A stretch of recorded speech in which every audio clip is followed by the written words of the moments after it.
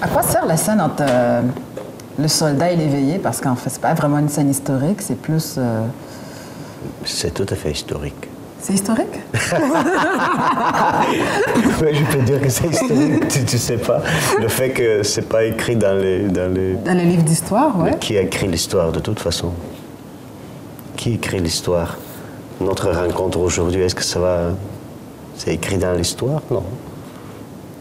S'il n'y a pas une caméra qui nous suit, je pense pas que... Non, c'était... En fait, c'est ça, pour servir à donner les nuances et le côté...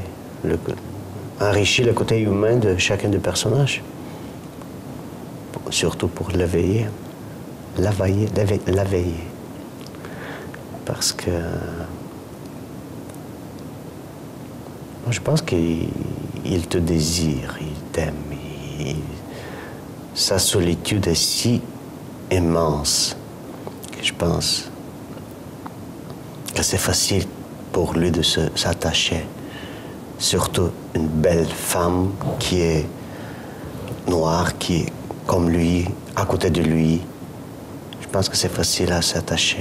Et je crois que c'est ça. Si il te protège, ça va donner quelque chose de beaucoup plus humain. Et après, ça va ajouter toute une autre couleur dans l'exécution. Comment on va exécuter quelqu'un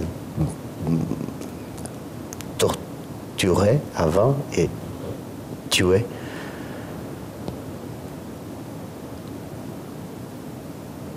Est-ce que c'est vrai que quand il a pendu,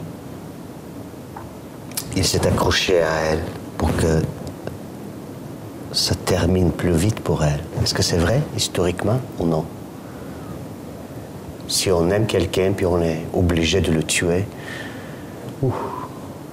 donc ça amène tout un autre niveau de... Je pense que c'est ça le but de cette scène, pour qu'on prépare légèrement le public.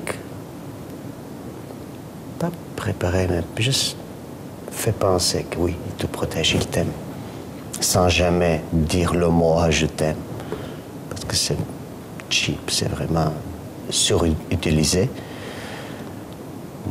Pour moi, c'est peut-être la relation, le sentiment plus difficile à jouer, amour. Comment on aime quelqu'un? C'est quoi qui nous fait aimer? Dans la vie quotidienne, c'est beaucoup plus facile, mais devant la caméra ou sur scène, c'est très, très difficile à jouer ça.